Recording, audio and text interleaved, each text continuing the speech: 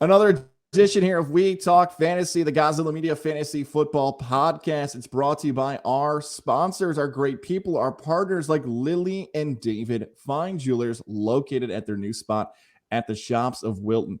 Guys, how'd you do on Valentine's Day? Some of you might need a recovery, might need to redeem yourself a little bit, and that's okay, whether it's the birthday or the anniversary on the way.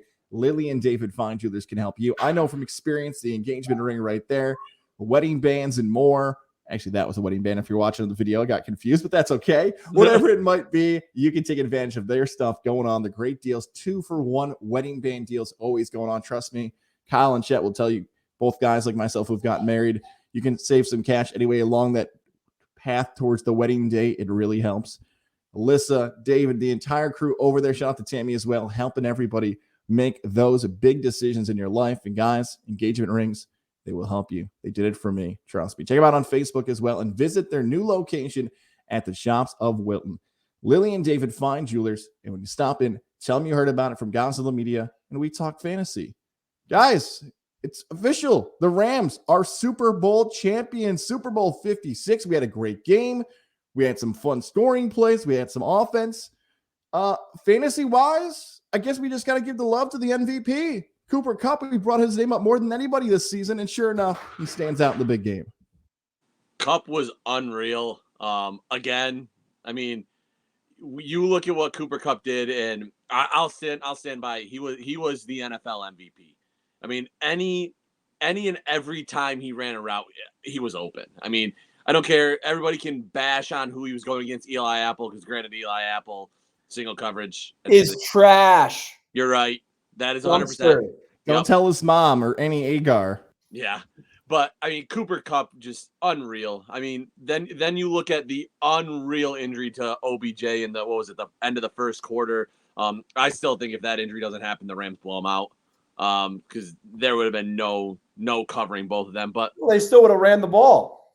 Did they run the ball, though? They would have attempted to run the ball. Just an FYI, Cam Akers, I hate you. I absolutely hate you. You couldn't get 14 more yards to get me $1,500. I needed 40 yards from Cam Akers. 40. He got 26. 40 yards, Cam. You cost me $1,500. Not better. But anyways, back to Cooper Kupp. He is one of the, and the crazy part about Cooper is they're not even fully like all the weapons. What are they going to do next year if they bring OBJ back for a little bit of money, because his injury history is really starting to creep up on him. Ankles a couple times, hamstring, both knees now, because that was not the knee he tore his ACL in originally, if I'm not mistaken.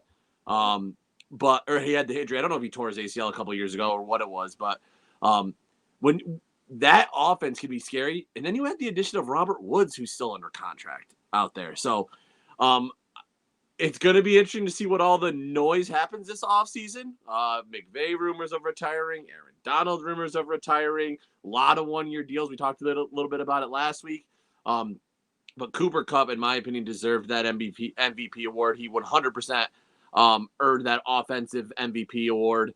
And just unreal. The guy had probably one of the most historic wide receiver seasons of all time. Yeah, that last part you said, Kyle, I say it all the time on this podcast when I talk to friends about sports. I just think we're way too reactionary when it comes to sports, and we want to, oh my gosh, that was the greatest game we've ever saw. Not talking about the Super Bowl, but okay, Bills Chiefs. Mm-hmm. They're like, oh, that was the greatest throw we've ever seen. And it's just like we make these claims because it's the most recent thing we've seen. My dog's going nuts, so you're going to deal with barking. We're going to deal double crashes. Nola and Rex are both going to be crashing at some point. This might be the ultimate crash episode, which is fine. It sums up the year. Craziness, unpredictability. There's Nola. Hey. Maybe I'll shut her up for a second.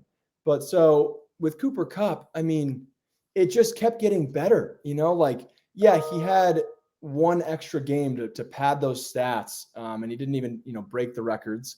But to win the Triple Crown in the regular season, to go in the postseason, and I believe he had more than 500 receiving yards in his postseason run, most catches in a postseason. And he just kept making the biggest plays. It wasn't like he was, first quarter, second quarter, like game-winning plays in their postseason run. It was, you knew they were going to Cooper Kupp. He still got open, and he still made these ridiculous plays.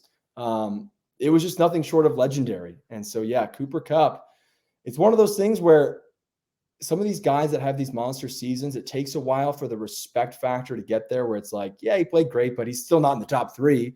It's still, these guys are better than. No, I think it's at this point we're getting to a point where we have to look at Cooper Kupp as being one of the best, if not best, receiver in football, not just from a fantasy standpoint, but all around. Because you also have to incorporate, I talk about on the broadcast all the time, he's a fantastic blocker. Like, he's an all-around complete football player. It's not just a flashy run down field and catch bombs from Stafford, or he can only do one thing. No, that guy can do everything on the football field. On top of that, it's such a cool story that he had no offers coming out of college, goes to Eastern Washington. No one knows who he is when he gets to LA. And oh my gosh, all right out there, my ESPN. Don't you love how ESPN just plays videos? It's the Siri most style, right? thing that any site has ever come up with. But no, Cooper Kupp is absolutely the man, and he just completed a legendary NFL season.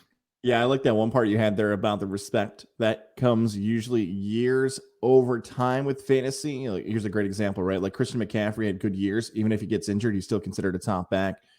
Brady, even when he comes off injuries, Peyton Manning, we know the names, Aaron Rodgers.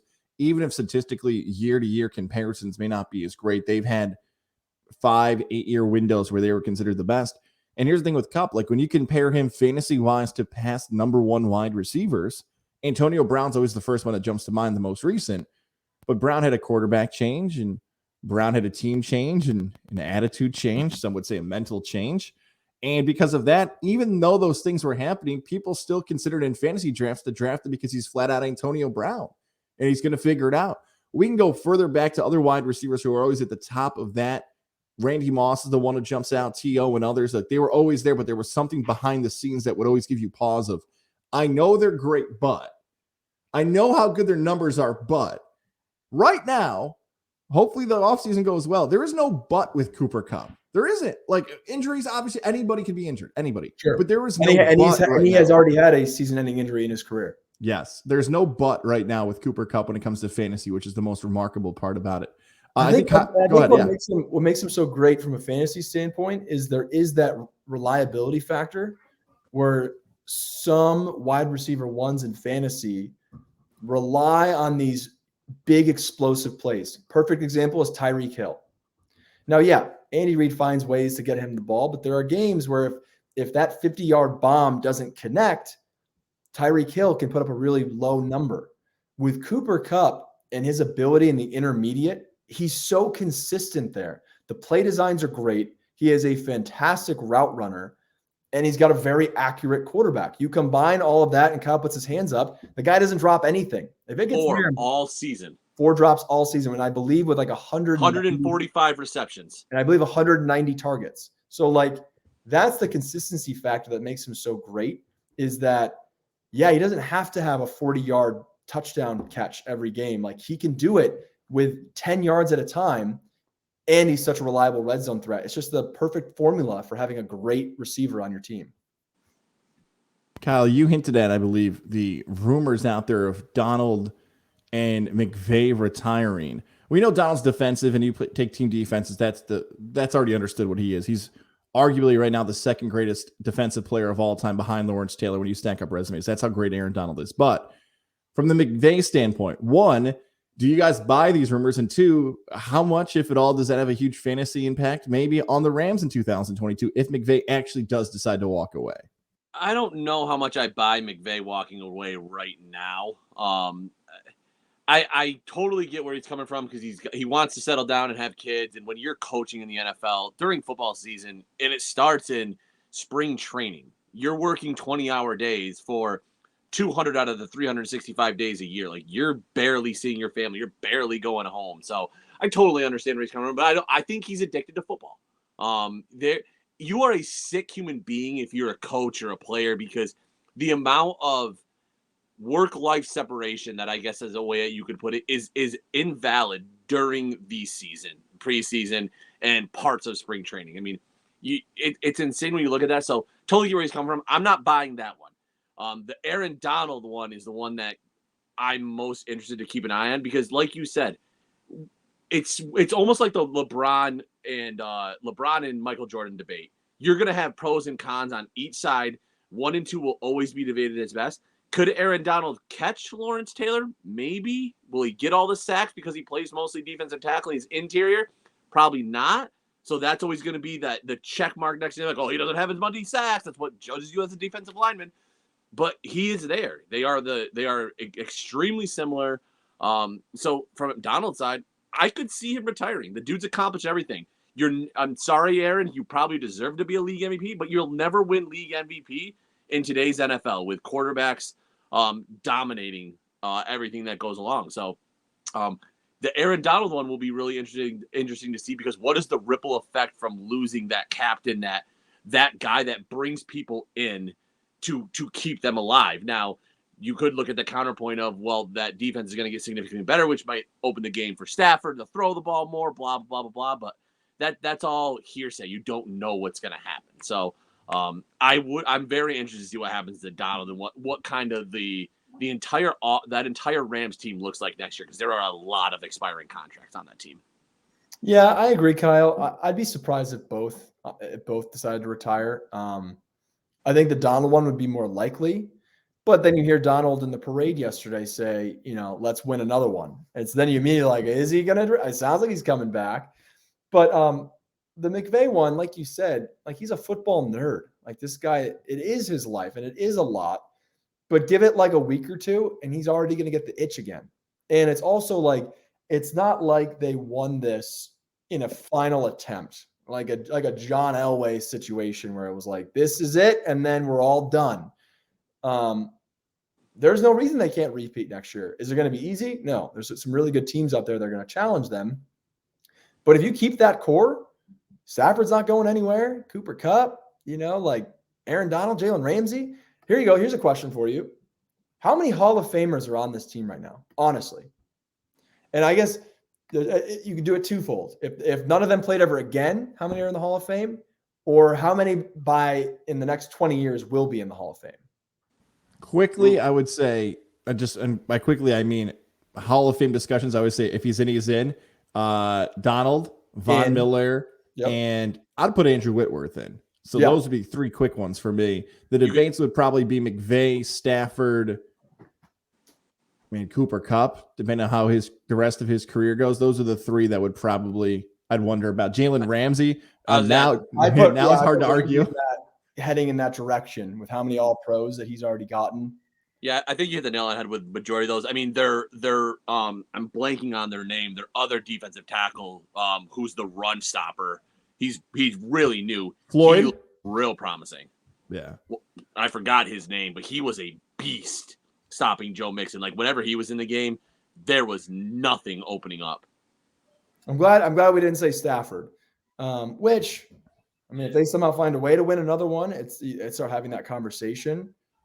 He's just, I think I truly think he is one of the best, most unfortunate quarterbacks there is. Right. It's like the Archie Manning. My brother had this conversation. Whoever had a worse situation, and you think about when the Saints were the Aints with Archie Manning. But with Stafford, like, you can't ignore that he wasn't in that top 5 conversation for the majority of his career because he was in Detroit and they were losing and he was getting crushed. But that throw that he had on that final drive, I sent it to you guys in our Twitter DM, to do a no look on I don't even know if I can call that a slant. It was more like a post. Across his body, receiver not even close to being open when the ball left his hand, and to hit it absolutely perfect to set up that game-winning drive in a Super Bowl will go down as one of the most badass throws, probably only in my recent memory, trailing Big Ben to Santonio Holmes for badass throws in a Super Bowl. But he'd have to do a little bit more in these 30-year-old range for him to try to get that Hall of Fame resume. Yeah, and then quickly back to the McVay thing for fantasy implications. I'm with you guys. I don't think he's going to retire. I think he's got a great agent or somebody on his team, because look, his resume up until that Super Bowl is pretty similar to Kyle Shanahan's. Kyle Shanahan got to a Super Bowl, young coach, hadn't won it yet. Pretty similar to Zach Taylor's. Zach Taylor, a young coach in Cincinnati who turned around a franchise. But when we talk about Sean McVay, Kyle Shanahan, and I almost called him Fred. There you go. That's how much hype he's not getting. Zach Taylor. Everyone puts McVay way above those guys. And again, maybe that's marketing, maybe that's market size, whatever it might be. This seems like somebody says, okay, you've got the next John Madden, the next John Gruden, the next great head coach. You better pay up to keep him or else he's going to go to television. Somebody's pretty smart with that. This may be a little bit of a hot take. I don't know. I think Sean McVay's a good coach. I'm not ready to put him in the all-time greats. I'm not even close, to be 100% honest. Like, I think both of these teams that were in the Super Bowl had so many flaws and everything like that. I think he's an unreal offensive. He's an offensive-minded coach. I'm just not there. I haven't seen enough to where I'm sitting there going, every year the Rams are going to be a contender. I mean, when you look at the start of the season, they were 1,500 or plus 1,500 to win the Super Bowl. Like, they were near the middle of the pack to win the Super Bowl. Like, when Bill Belichick was there, is the going as the greatest coach of all time. Like, every year Bill Belichick is like, he's got a 1-in-5 shot. That's just where my head's at with Sean McVay. I want to see more winning. I want to see more consistency with what we're seeing. And I also want to see, this may be just my mind thinking, more of a team development. I think we've talked a lot about, like, I'm bringing in guys that are seasoned veterans. And don't get me wrong, that is great for a GM. Does Sean McVay, how much play does Sean McVay have in that? I don't know. I couldn't tell you. I wish I could. Maybe that changes my mind, but GMs bring that in. Putting that together, sure, the head coach. But what has he brought up from a player side? Yup, Aaron Donald. We've got that check mark. Cooper Kupp, I guess you could put there. I think you're muted, Chet. I said he took Jared Goff to a Super Bowl, put him in the Hall of Fame. Woof. Yeah, that says itself right there. But that's just where my head's at with McVay. I don't know. Maybe I'm too harsh, but I'm not ready to put him there yet. No, it totally makes sense. I think Chet made the face there because you're thinking there's still a long way to go, Chet, before we can crown the bus for McVay and Canton. Yeah, I hate that. Because it sparked a lot of debate with people asking how many of these Ram players are going to go to the Hall of Fame, and then it opens up into the Matt Ryans, and we've already talked about Eli Manning Hall of Fame on this podcast before. I just don't think that longevity should be a requirement. You know what I mean? Like, if you are at the top, even for a short amount of time, if you're number one, and also if you have a way to change the game, like, let's think about that. McVay has changed the coaching hiring cycle. Like, at the time, I don't think he still is, but at the time, I believe he was the youngest hire ever. If not, he was one of the youngest coaches to ever get a head coaching chance. And now how many young head coaches are getting chances? Because they look at it as like, wow, McVay came in and created this fast-paced offense. It was so fun, and every ball's going everywhere. And then they're like, hey, maybe this McVay guy's figured it out. And basically it got to a point where if anyone had a conversation with McVay, they were getting a head coaching interview. like wait, you held McVay's jockstrap? Come work for us. It's just like, what do you know about McVay? What does he have for breakfast? And so, like, that part of it makes me lean towards, he's already a Hall of Famer because he's had that impact on the league. Same thing with a guy like Patrick Mahomes. If Patrick Mahomes ever played again, he's a Hall of Famer in my book. He's been that great. I don't think you have to have 50,000+ receiving yards and you have to have X amount of touchdowns to be in the conversation. No, this guy for a pretty significant stretch is considered a top 1 or 2 quarterback in the NFL. He's already won a Super Bowl. He's already been an MVP. And it's like, now everyone's like chasing Mahomes. Sure, you can make Kyle Love make the argument or thinks that Josh Allen is already there. He might be. But for how many years now has it been, all right, is anybody better than Mahomes? Mm-hmm. And how many times is it a no-look pass? Oh, man, he did the Mahomes. Like, that's how you know that the guy already has Hall of Fame worthiness, in my opinion. I would 100% respect that debate. I mean, when you look at what has changed the game, like, I'm one who despises the Baseball Hall of Fame because of their selection process and everything like that. So you're 100% right. Like, you shouldn't. You don't have to do it for. That's like, look at Phillip Rivers. Like, okay, just because he did it for almost 20 years, he deserves to be in the Hall of Fame. Like, was he ever a top 5? Was he ever a top 3 quarterback in a season? Like, did we ever view him that way? It's like, no, but he did it for a long time. Get him in there. Yep. No, the heck's that mean? Yeah, and I have a very strict Hall of Fame opinion on guys, so that's just me. Who knows? We could potentially have some Hall of Famers hit free agency this upcoming March, possibly. But before we get to that, I want to get a bold free agency take for you guys affecting fantasy, whether it's a wide receiver, running back, quarterback, a skill guy that you think in the next few months might be changing the team. While you guys think about that, I want to give some love to our friends over at Mohawk Honda. I'm looking out my driveway right now. Brand new 2022 Pilot EXL. Thanks to our friends at Mohawk Honda. Shout out to Greg Johnson and Cam McKenna and everybody who helped me through that process of getting the new ride. Cannot wait to drive this to Gozilla Media events coming up in the future. And now you can do the same for yourself. Head over to Mohawk Honda. You've already got the names to connect with, whoever it might be there, whether it's Greg or Cam or MJ, Brian McKenna, whoever you want to work with, they can help you get that deal for you that fits your lifestyle, budget, and more. That's the spot for you. New year, new ride. Check it out. Mohawk Honda. Make sure to follow them on their social media platforms as well so you can check out some of those 2022 rides as they continue to hop in. And inventory is always so big here in upstate New York. So many places will not have the vehicle you're looking for. Luckily, Mohawk Honda will. It's Mohawk Honda, where they always go out of their way to please you. All right, guys. Big free agency, bold take here for fantasy football. Every year, it seems like there is truly no offseason in the NFL. It's always in the headlines. Who's ready to be bold enough to say what's the biggest impactful free agency move that could have some type of play come August and September when we're drafting our fantasy teams? Everybody wants to talk about Devontae Adams, Aaron Rodgers. Well, I've got somebody who's a little bit of a deeper guy that you two have had a lot of conversations about, including Goz may have had to do a podcast shirtless. Mike Williams is a free agent this year. I don't think he returns to the Chargers. Whoa. You have Keenan Allen. You've got an up-and-coming Josh Palmer. You've got a lot of weapons. And I think Mike Williams is going to go try to be a number one somewhere. I think he's going to demand a pretty decent contract. They're projecting to be around, I think it was anywhere from 5 years, 60, 70 million, somewhere in that range. That's a lot for you to put on a wide receiver number 2. Where if you have somebody that's in the pipeline that has been showing some development, everything like that, you still have Keenan Allen, who is very similar to Cooper Kupp and is always open. Mike Williams, I can see going to honestly, maybe even a Philadelphia on a 1-year deal to work with Devonta Smith because that team has a lot of really good pieces and they're ready to win now. And we said it all year.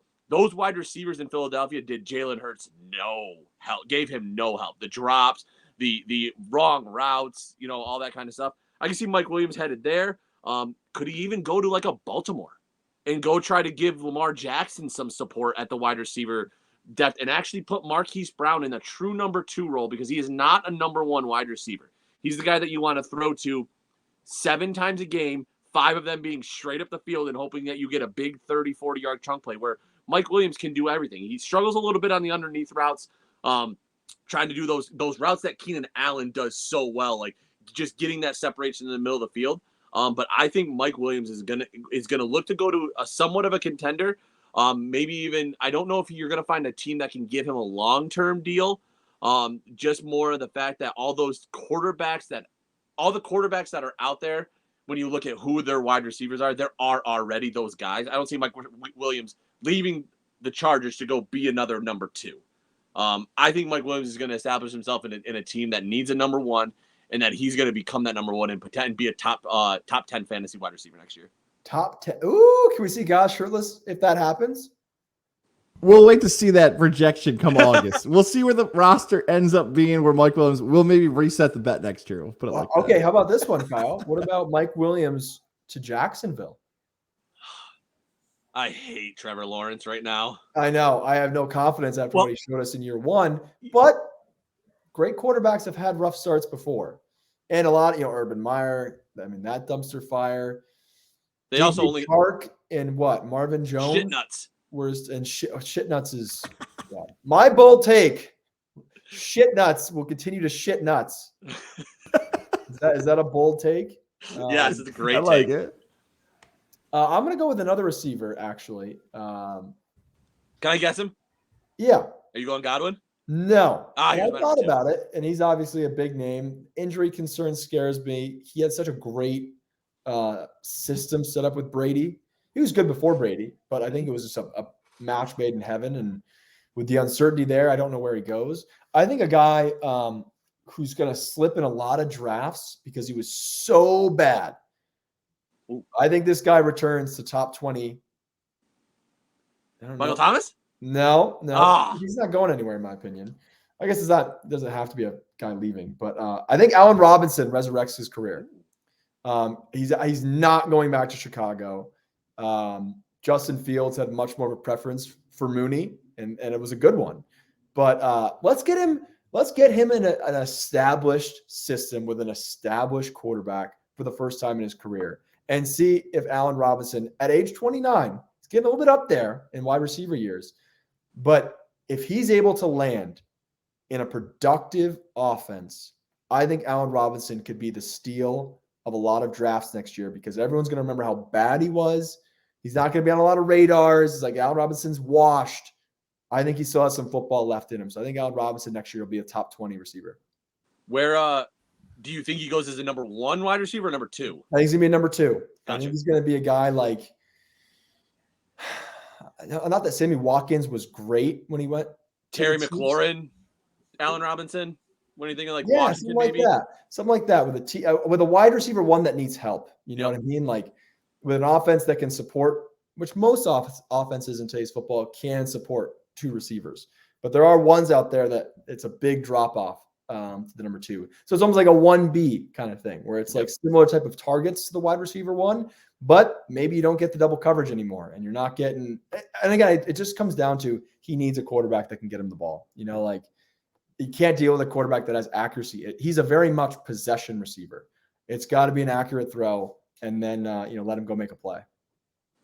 My bold take is a guy we love on this podcast, the phenomenal one, A.J. Brown. He's a free agent? No, he's not. But I believe he's going to become a number 2 wide receiver on his own team. So I'm going to work backwards to front here.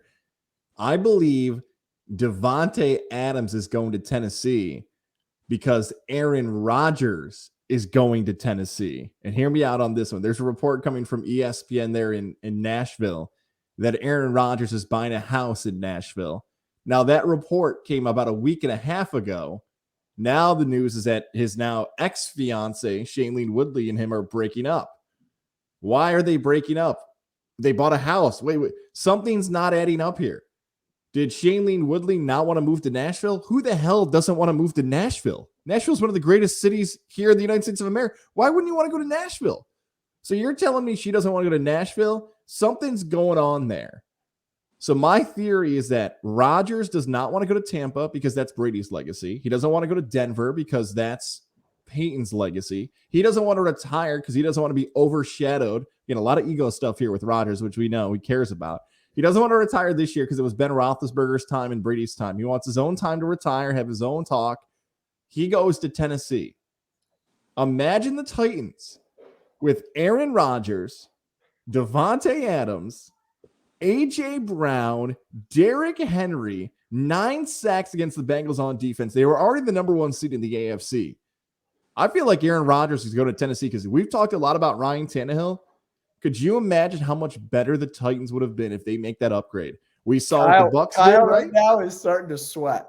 We saw what the Bucks did with Brady and Stafford and the Rams. It's the same formula that Rodgers could go to Tennessee. The only reason it will not happen, guys, is there is not enough money from God to make that happen. Devontae Adams is going to require $50 million.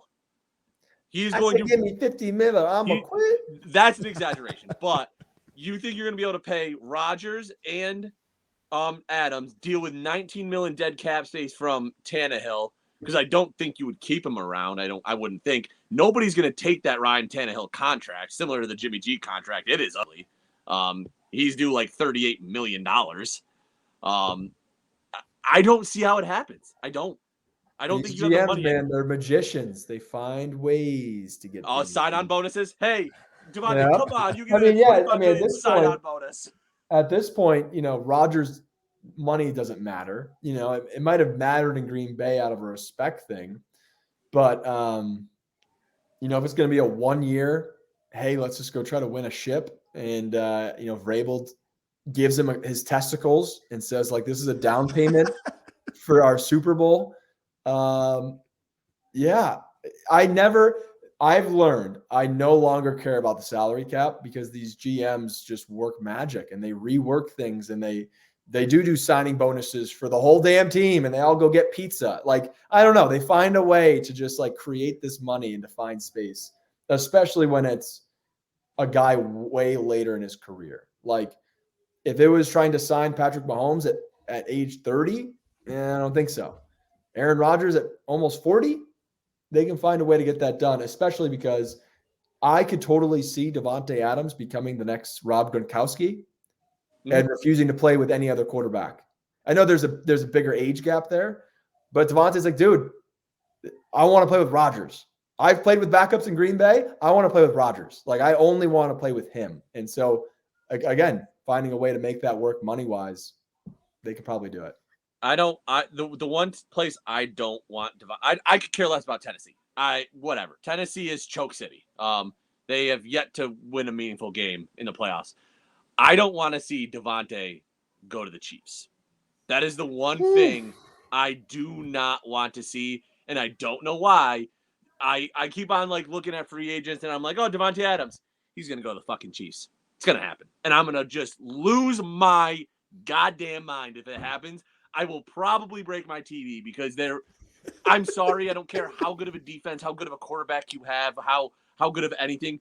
Patrick Mahomes plus Travis Kelce plus Tyreek Hill plus Davante Adams, you better be dropping 9 in coverage, rushing 2, and praying they don't run the ball because you are not stopping that offense. That's where I think Davante Adams goes. I have no reasons backing this. It is just something that's ticking in the back of my mind.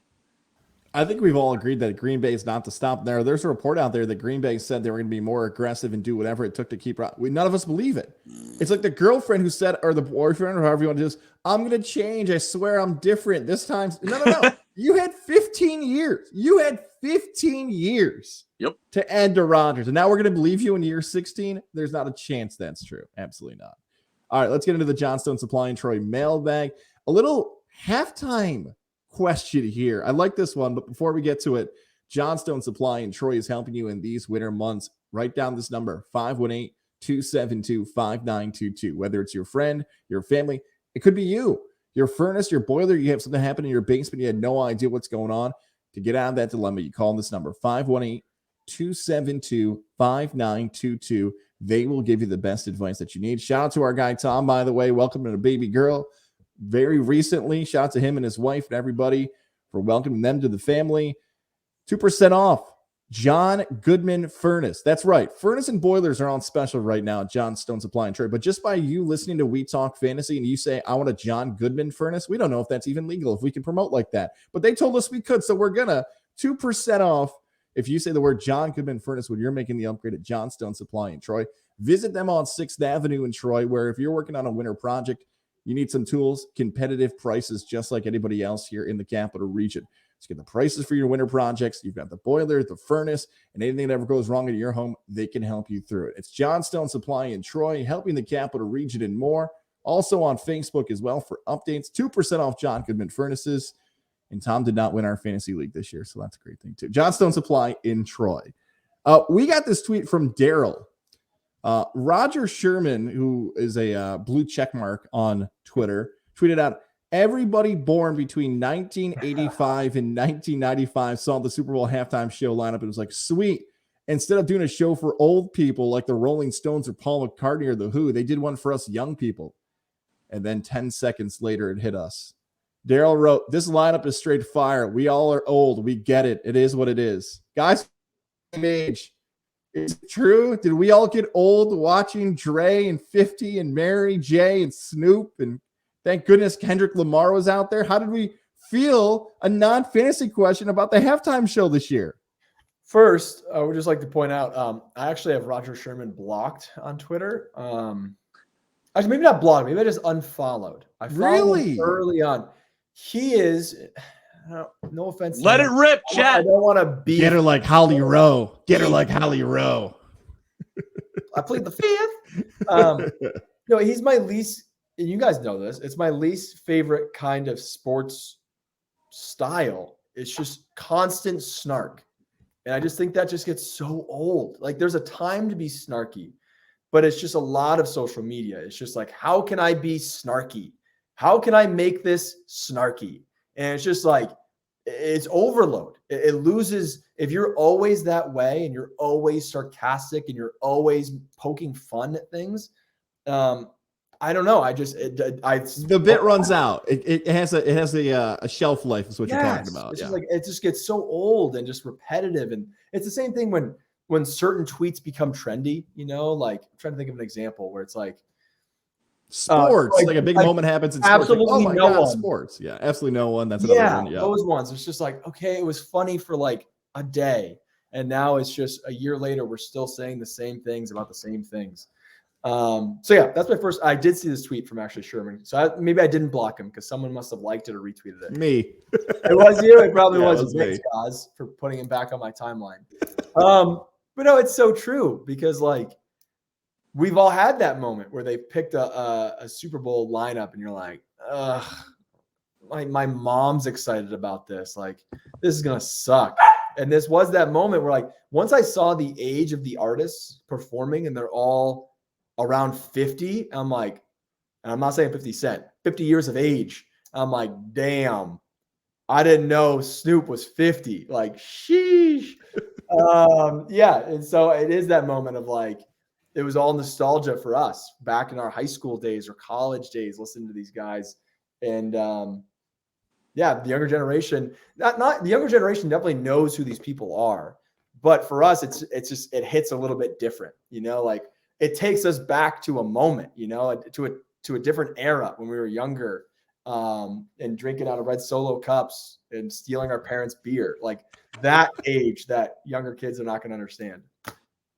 I said it probably 25 times during the halftime show. This was the best halftime show since we were teenagers. Yeah. Like this halftime show was, as this generation says, was fire. It was awesome. I mean, I laughed my ass off when I saw 50 Cent hanging upside down, and that gut was kind of protruding a little bit. Now, don't get me wrong, 50 Cent looks a little yoked, but he had a little belly on him. He looks like a power lifter right now. It's gain season. Yeah, bulking season right now. Yeah. But I mean, Shady still got it. Snoop just lighting up a blunt right backstage before the songs go on. Can we say, like, why is that even a story? Like, that was kind of the reaction from a lot of people who have common sense of like, who cares? Snoop smokes weed. Like, what? Like, this should be not a shock to anyone. Someone tweeted that, I forget who I can credit, but like the tweet was, it'd be more surprising if he didn't smoke weed before the show. Like, that'd be a headline. Snoop quits drugs before halftime show. Like, that would have been, damn, I would have clicked on that link. What's the message it's sending to our kids? You know who's playing in the halftime show? Did you not watch 8 Mile? That's one of the most iconic movies. It's all about drugs, guns, killing, and rap. And rap. Rap was like 5th on that list. Yeah. That dirty hip hop. Yeah, like in no particular order, I think like the top 3 for me would be that past halftime show, Lady Gaga in Houston, where she jumps off the roof at the start of it. Obviously it's taped, but it looked awesome. And then Prince in the rain in Miami singing Purple Rain, like wasn't even staged for that. It worked. Those are like ones that jump out to me quick about halftime shows. But yeah, I had this moment when I was driving the other day. I thought I go, man, could you imagine just like listening to the same music all the time? Like, don't be like oldies station. And while I'm doing that, I'm listening to Sirius XM channel 47, where it's just 2000 jams. I'm like, oh my God, I'm doing it right now. Like I'm living this life that I just criticized. Moments like I'm doing it. And that's basically what it is. Like that moment, I'm sure you guys had that conversation with your friends. Like, can you imagine like the old school stations when you're growing up, like it's going to be playing our music? That's reality now. Like It is happening. It is a thing. This is where we are, but the halftime show was awesome. So shout out to those guys doing it's funny too that you bring that up, because while you're going, I'm going to ask you to look at Spotify. Make sure you follow us and like us on Spotify, because you'll want to get that shameless plug in there. But go look at your playlist. When was the last time you added a song that was not from your generational music? I literally went through the most recent ones that I added that weren't like from my generation were like Futuristic, which is a rapper, and he was like a 2015, 16. I don't have any of these new hip hops. I don't have any Ariana Grande or any of that stuff. It's like I'm now expanding I'm on TikTok trying to find these viral artists that are literally doing the same music from back when I was in high school, like All American Rejects and Simple Plan style. I'm not trying to go after any of this new hip hop stuff. I'm like, I just want to relive the glory days. Bring it back. I wish I could find like my old iPod, and just go to the most played. That would be a fun. I wonder where I might still have my iPod somewhere. I'll have to dig it out one of these days. Yes, kids, iPods were once just only played. iPod shuffles. Oh, didn't even have a screen on it. It was this big and you just swiped left or right. Didn't know what was coming next. Yeah, that's it, man. It was such good stuff, dude. Now we'll stop the conversation about us being old now and get to our prop payouts. Before we find out, we're about talking about how we all did. Don't forget, you can save some cash for yourself in 2022. When you're going over the numbers this year, Jared Lozier can be your guy, 518-956-3753. You're going to go through your taxes this season to look at the insurance policies you paid for things that are important to you, your car, your home, your small business if you have one. Maybe you're overpaying. Well, Jared will help you out. Email him today, jaredl@nemail.com, jaredl@nemail.com. Jared Lozier helping you save some cash here in 2022. Checking your insurance policies and more. Come here, buddy. Yeah, you ready to see how your dad did? Rex! On the prop bets, there you are. Say hi. Yeah. Hi, What's up, Rex? Say hi. Nope. You want to see the What's dog? up, buddy? How you doing, Rex? You're a star, bro. Come on. I just heard stuff moving in the other room. There's a chance my PlayStation 4 is now unplugged, but we'll find out in a little bit. All right, go ahead. He was just trying to squat up with the boys. Yeah. Well, first off, before I go through the tally, I have it all circled and who won, all that good stuff. Who thinks that they did well? All I know is I won the Matthew Stafford rushing prop.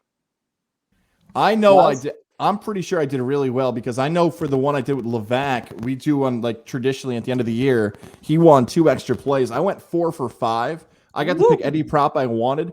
The only prop I missed on that one was the Rams covering because it was a 3-point game. So I know I went 4 for 5 on that. I'm curious if I did just as well on this one. Okay, so we did a whopping 10 prop bets. So I'll just go through. I'm sure most of you forgot your picks on these. The anthem. Gaz went under. That was wrong. Kyle and I both get a point for going over on the anthem. I went under? You went under. Shocking play. God, and it was only I think 94 seconds was the over under, and it was like a minute 50. So coin toss. Gaz and Kyle both got right with heads. So that's 2 for 2 for Kyle. I went tails because I wanted to be different. Ironically, on the morning show, I picked heads. So I covered my bases on that. That's right. We were over on prop bet number 3 with a score in the first 6 minutes and 30 seconds. I wanted to. Oh, that's right. Because they didn't score that quickly, correct? I don't believe so. Going off my memory on that one, I don't think they did. No, the worst part too was I was so like I saw the bet of like the first team who gets the ball punt, and I saw the Rams got the ball. I was like, I'm staying away from that. And I think it was like back-to-back punts or something like that. Yeah. So I'm going through real quick. Yeah, they scored with 6 minutes left in the first quarter, so not enough. Barely. So we went over there. Total touchdowns was 5.5. Gaz and I went under. We nailed it. Got Kai's. That's the combination of Kyle and Gaz. Ray missed it by that much. Just in one more touchdown. Just a little 0.6 touchdown. So for a little recap, Gaz has 3, I have 3. No, I have 2, and Kyle has 2. Doesn't Gaz have 2? Yep, I'm just lying. We all have 2. So we're even after 4. Number 5, interceptions over under 1.5. Kyle went under. Gaz and I both went over, so we get a point there. 3-3-2. Stafford 5.5 rushing yards. He gets 6. No way! Including the kneel down that Gaz was worried about. So he had 7 and he went down to 6. My favorite part was that rush. I sat there, I go, I win. Yeah, but you almost, if he had to kneel twice, you wouldn't have. Second knee would have got it. Oh, Second knee would have got it because he had 6. Missed field goal. No misses. Kyle whiffed on that, thinking that those guys were going to miss a field goal. So what's the score update now? That's 1, 2, 3, 4. I'm at 5. Goz is at 4. Kyle's only at 2. But there's still time left. 3 prop bets to go. Largest lead. We all got it right at under. The largest lead prop was at like 13. 13. Yeah, it was high. Yeah, wasn't even close. This is where I messed up. The cup yardage was an under. That's a point for Goz and Kyle. So Kyle is only trailing Goz by 1. I currently am tied with Goz going into the last prop bet. Who wins? I picked the Bengals. I whiffed. Kyle and Goz both picked the Rams. So Goz wins the prop bet 7 out of 10. Kyle and I tied 6 out of 10. And that's the end. We made some good money. We should have bet on these. I know. I had a stretch of 5 wins in a row.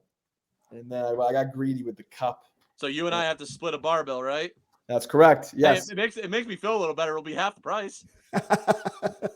Should we go to Hooters tomorrow early evening before Kyle has to go to bed?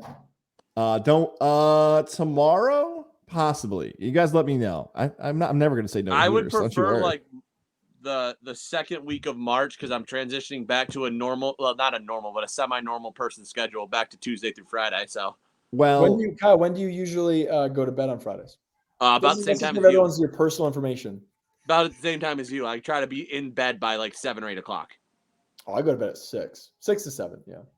Okay. I was saying we could do like a Hooters lunch, or is that a bad idea? Is that like going to a strip club during the day? Is it just no? Let's not go. Those are gross. You guys name the time you want to go. I will make it happen. I was going to say we have an event for Gozilla Media coming up in March at Hooters around March. I was going to say, of course, Goz is going to make it happen. He's the one getting free wings and beer. That's right. That works for us. He's like, don't worry, guys. I'll make this happen. I'll make sure you guys buy my food for me. I will make sure this happens. Yeah, you guys keep me posted. I will make sure to be there. So look, guys, there you go. This is it for a little bit because we've got the NFL draft coming up in a few months. We've got free agency coming up. So here's my plan for the next few podcasts. If it's all right with you guys, you guys have things going on in your lives as Gozilla Media's whatever president, host, contributor. What I'd like to do here for the next few weeks, we're going to kind of open up We Talk Fantasy. I might bring on a basketball guy for one episode. Ooh. I might bring on a baseball guy for one episode. And then when anything happens big in the NFL, we're all getting back together. If there's a big trade, if there's a big fantasy move, if there's a retirement, we kind of do our emergency podcast. We're going to kind of sprinkle them out until NFL draft time, until summer camp opens up and all that stuff. So we're kind of going to be sporadic here over the next few months.